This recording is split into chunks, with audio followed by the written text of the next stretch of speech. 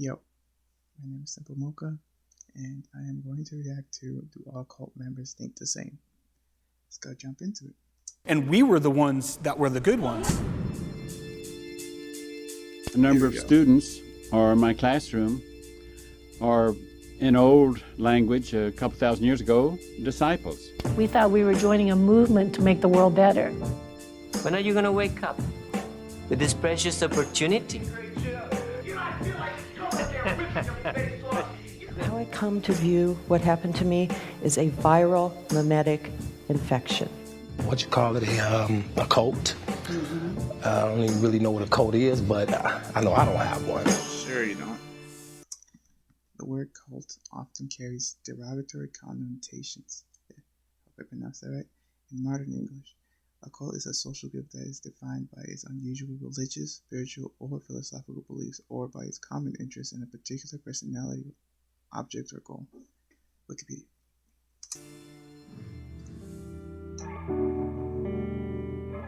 I grew up as a Mormon fundamentalist. I was in it for 30 years. I have one dad, 4 moms, and I'm one of 45 kids. One dad, 4 moms. My parents and I had some difficulty. I was sent away to a Southern Baptist fundamentalist reform school. It was a very extreme environment. I was born into the Tony and Susan Alamo Christian Foundation. After realizing that I was lied to my whole life, I needed to escape. I was in a Gurdjieff group for a little over 15 years that I got into when I was 22. Right out of college, when I was 22, I got involved in a meditation group. The guru turned out to be very negative and narcissistic, and I was there for 22 years. Like, it always interested me how people can get so persuaded and so, like, basically hypnotized by the way, like, some people speak and, like, the way they express themselves, that they gravitate to that and they start believing, even if they're like the one guy says, a narcissist, like that guru. That is wild. Man, words are strong. I didn't know I was in a cult. 3, 2, 1, go. Oh my goodness. We didn't call it a cult. I certainly didn't join a cult. No, not at all. But I knew it was unorthodox, so I knew it wasn't mainstream. Well, mine was called a reform school, so it was labeled something quite different, right? Mine was labeled a foundation, a Christian foundation. Yeah, and mine was an extension of artistic training or training. I just thought it was an outgrowth of that. When you're in it, it's invisible. You don't know. What's your life? I mean, you were born in it. It's part of it, yeah, when you're born in it, and that's all you've done. I mean, I still don't use the strong language of a cult. I don't think it's productive for the people that are there because they get defensive. But yeah, certainly if you're in it and it's what you're doing in your day-to-day, I think they truly do believe that this is a better way. We truly are God's people, or we truly are doing something good in the world. And I think that's one of the reasons you can get in those mental thought traps. I think it's really easy to blanket say that someone is quote-unquote brainwashed. The deepest win that could come from this is empathy, maybe for people in it, but also for the people outside of it too. I entered the cult voluntarily. 3, 2, 1, go. Yeah. Wait, Yeah, I'm wrong here. I'm sorry. I thought I was on the other side. Let me go over here. Why are you moving? Because I was forcibly put into the place that I was at. Well, maybe I'm wrong. Maybe I should be here, I guess, because I walked in the door. I don't think anyone joins a cult, really, on purpose. Right. That is so true. So I think, yes, I volunteered, but it wasn't what I thought it was. And so what I got into, I think, with a lot of people, is like they don't tell you everything. You don't know what you're doing yet. And so, yeah, you willingly start something, but you don't call it a cult. I lived in New York City, but I was in LA for only 6 months, but you could not walk down the street without a Hare Krishna, without a Muni, without a Scientologist, and I was really curious, so I went to all of them. So this one seemed more intellectually rigorous. It seemed connected to the studying I was doing. And then when I was 19, so it was about 2 or 3 years before, I took acid. So that's why I was so curious, and I was so confident that I could question popular culture. But I was really young and from Michigan, so what do I know about these? So, Yeah, like, didn't Charles Manson, didn't he kind of like brainwashed his disciples with like acid and started like feeding them these lies, like these thoughts and lies and stuff, and it's just kind of, and you're on drugs and your reality is really, really warped. So, man, that's crazy. For me, from my experience, I would say my parents had absolutely no idea the experience I was going to experience, and they voluntarily placed me there. However, I didn't know. I was surprised as we drove up in the 8-foot fence with, it was electrified, barbed wire, and so it was extreme for me. How old were you? I was 17 years old. It was the day after my 17th birthday. Because of bad conduct? Is that you thinking? There's a lot of dysfunction in my house, and, I acted out because of it. I remember, I think Moist Critical was talking about how the Kennedys lobotomized one of their daughters because of acting out. Jesus, some people do not know how to handle their kids when they act out, or how to best go, like, approach it. Like, that's crazy. I had been molested? What the fuck? I'd been molested by an outside source, and so I was just trying to negotiate childhood, and my parents really didn't know what to do with me. My parents had no idea the abuses that took place. So when I got out of there, I was afraid of the world, I was afraid of people. I started my nonprofit to help adults who were subject to this type of abuse as children. I have fond memories from my time in the group. 3, 2, 1, go. I obviously disagree. Come on now. I had about 300 siblings that were anywhere from, 10 years younger than me to 10 years older than me. We knew each other inside and out. I grew up in Arkansas on a 300-acre compound with horses, ponies, cows, peach orchards. It was awesome. It was a good time. When you have 44 brothers and sisters, and you're all living in the same house, it's the best of times. You have your brothers and your best friends that are brothers and sisters, and having 4 moms, I think, from my experience, I'll speak for me, I know I can't speak for other people here, it was 96% freaking awesome. It's really easy to just poo-poo on it and say every single experience I ever had was absolutely horrible. And I think it's a point to own. That's actually the hardest thing to separate. Yeah, totally. Is like, you don't want to throw the baby out. It's your life, right? You don't want to say my life was a waste, So how do you pick out the gold? Yes. So I have a different experience, yes. Obviously. I was locked in the environment. I was not able to go. And so I had no choice in the matter, and it was horribly abusive. I was locked in a closet. I was demeaned, belittled. There was sleep deprivation, food deprivation. When I came out of there, I was so broken. And when kids get taken to these places that are extreme environments, this is what happens. I was also locked in on a compound, but we were surrounded by forest. There wasn't anywhere to go. Well, yeah, most of these places are isolated out in the middle of nowhere. Yes. And we also had a system where everyone reported on each other. We'd also lived in constant fear of being ratted on, but the Bible was what was used as the gauge to tell you. And that shit sucks, dude. Like, the way they use the Bible and God and stuff like that to manipulate people. It's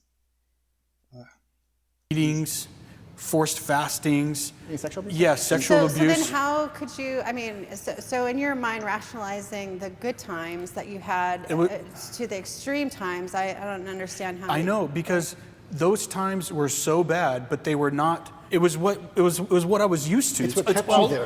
It's all I knew. So and you became acclimated to the environment. Not that it was good. I thought the world outside was the evil place, and we were the ones that were the good ones. I'm here to not only tell my story as much as I can, but also let the world know that the trauma that cults can inflict on their members, that there's a life afterwards.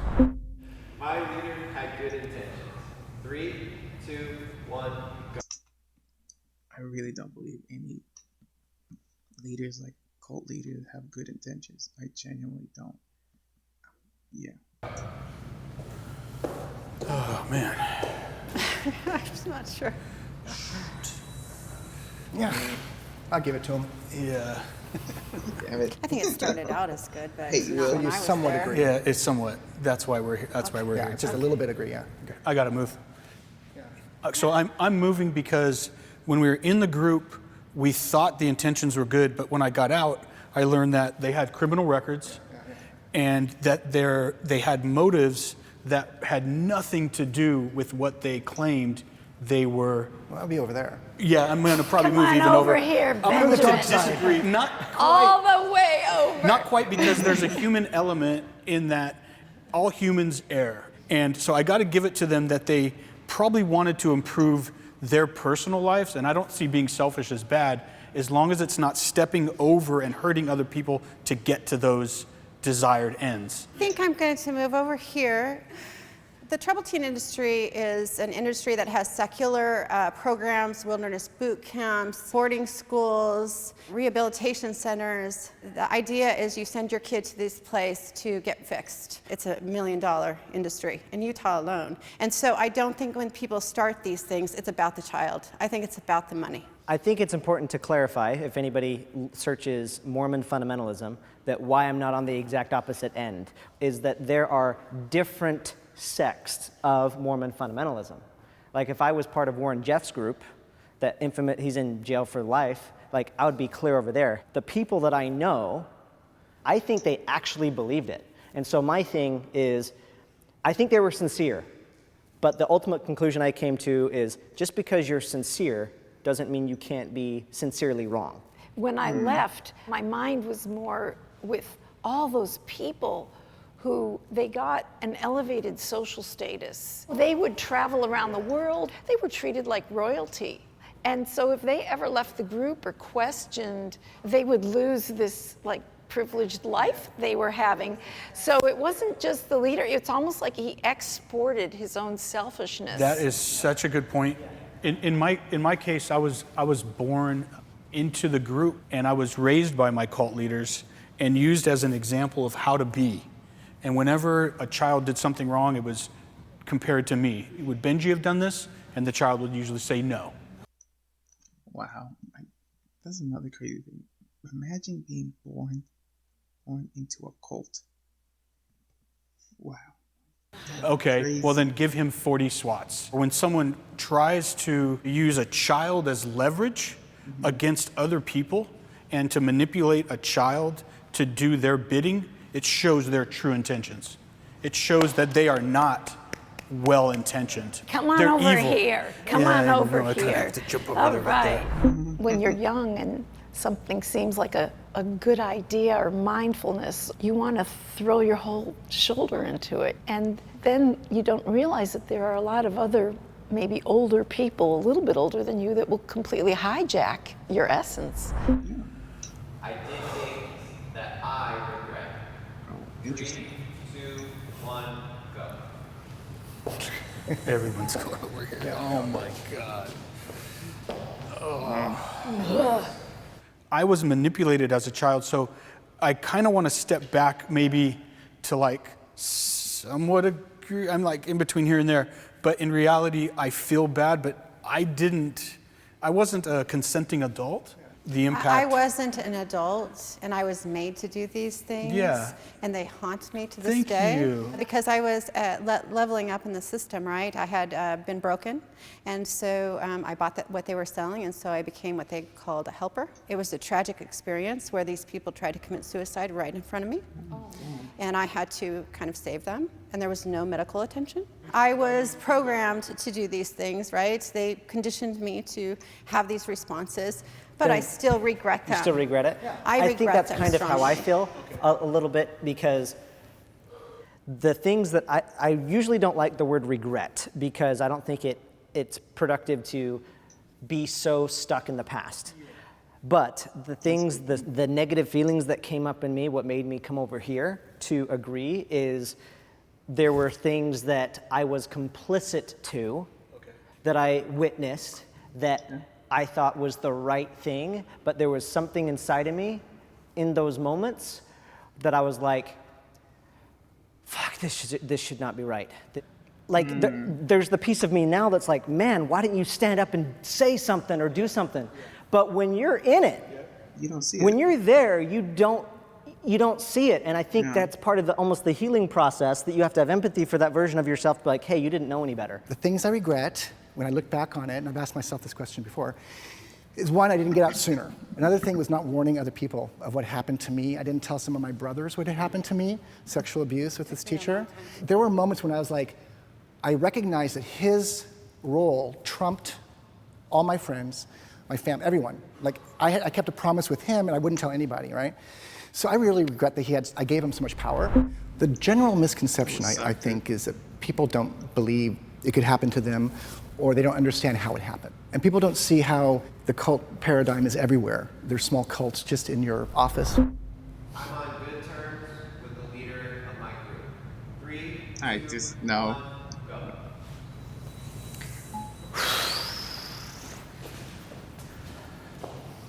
go. What? At that time, anyone who was gay, male or female, was not allowed to be in the group. So for about 10 years, this guy was able to keep the straight men quiet, in other words, our husbands, and he would quietly. Are you able to phrase that in a way? We might not be able to put it in there. Giving our husbands blowjobs. Yeah. I don't know how to pretty that up. Jesus. And then women and those of us who didn't know were kind of thrown for a loop when one of the young men to whom he'd been doing this went to the San Francisco Chronicle and made a lawsuit, and there were headlines. So here you are going along, So and all of a sudden there's a what headline in the San what are your Francisco. feelings about this man? Do you care for him? I'm on neutral terms with him. I'm not on bad terms. I'm not. Well, if I saw him on the street, he wouldn't be angry with me. I think I am angry with him. Yeah, which makes you not on bad terms. Wasn't that the question? No, I think both of those are correct. And I been just in a want to say documentary, this today, right now, is the first time I've ever spoken out publicly about it. Good for you. The cult leader in my group was marrying 8-year-old girls. What? And using the Bible to justify saying Mary, the mother of Jesus, was a teenager, and that's justification for him to then give an 8-year-old estrogen to induce their period so that they would be justified as a woman. I am not on good terms with them, and their group still goes on. The reason I'm not on the best terms with the leaders in my church is I did so very publicly. There was one time in particularly where one of the church leaders kind of reprimanded me on one of my Facebook posts, saying that I sounded judgmental. In my head, I remember thinking, I haven't even been in this, and you think you can tell me what to do? And I was like, this guy can go fuck himself. And then I felt all of this fear come up, because you're taught your entire life that these people are God's people, they're God's prophets, so you don't say anything. And I felt so much fear, and I was like, holy, this is so weird. And so I commented back and said, thanks for the comment, but you can go fuck yourself. With love, Calvin Wayne. I'm a better person because of what I experienced. 3, 2, 1, go. I can get to disagree. Oh, God, my most honest answer is here. In terms of worldly experience, I had tremendous worldly experience that I don't think I would have gotten, so I just grew so much. I mean, I used to think I was growing. In 1 week, I would grow a year. But I also learned things I never would have done myself. Like, I learned how to dance, I learned how to do massage, I learned how to, all these different amazing things. For me, it was good. In spite of the experience, I have grown. And I'm able to help people and mentor them and raise awareness about this abuse because I went through it. But I wouldn't say I was a better person because of it, but in spite of it. Yeah. Cults I can agree with are that. everywhere. 3, 2, 1, go. Yeah. Yeah. There are little pieces of cults in all things that we don't see. One of my favorite guilty pleasures is honestly going to YouTube and watching flat earth videos. It's so obvious and you can see the mental traps. But here's the thing, We all have so many of those mental traps. The same people that are pointing and saying, oh, I can't believe those people believe that or do that thing, they do it in some other way where we just believe something because it's all we've ever believed. The reason I'm not in strongly agree is because you can see right here there are different kinds of cult experiences, right? Like you guys had some really, really extremely hard ones. You were born into it. You had dark, dark experiences. We had these other kind of spiritual dark and light experiences. You know, my generalization is cults are dark. How do you define the word cult? That's right. How do you define it? So that's why I'm here, because I think there's a lot of things that just aren't cults. Well, I think, and the question was, are they all around us? And I think absolutely they are. I mean, cults is a very strong word, and when I talk about my experience, I say cult-like, because, you know, some people wouldn't define our experience, my experience, as that. I went into a Tai Chi place just on the street in Seattle. These guys started using cult technique manipulation practices to recruit me. It wasn't until I went to Wikipedia and looked them up right, that so I you knew. had the education. You But were able to bring awareness to yourself. I still gave them $1,000. But you were able to I didn't know, but it was close. But that's a good point. I think it's a good point. In the 80s and 90s, we didn't have the internet. We yeah, we didn't. Now we don't I have say the ability, you're just right? lazy. You're just lazy. Yeah. Not necessarily. But Sometimes you I want to feel lazy. believe. You want to have What faith, I'm right? trying- even in the boardrooms of the corporations that make our airplanes and make our coffee, there is a cult leader at the top. I don't care what anyone says. We're It is still a a pyramid society. And that's why I'm over here, because they're everywhere. Some of them are dangerous and some of them aren't. That's a wrap. Wow, that was a great video. It was interesting getting to understand perspectives of what they had to go through and stuff like that. Yeah, great job. That's, you know, it takes, thank you, Jubilee, for the amazing video. It takes a lot of courage for you to come out and talk about these things out in public without, because you're talking about this thing you were part of for so long. And then you just gotta, you know, peel back the layers of reality. That's, wow.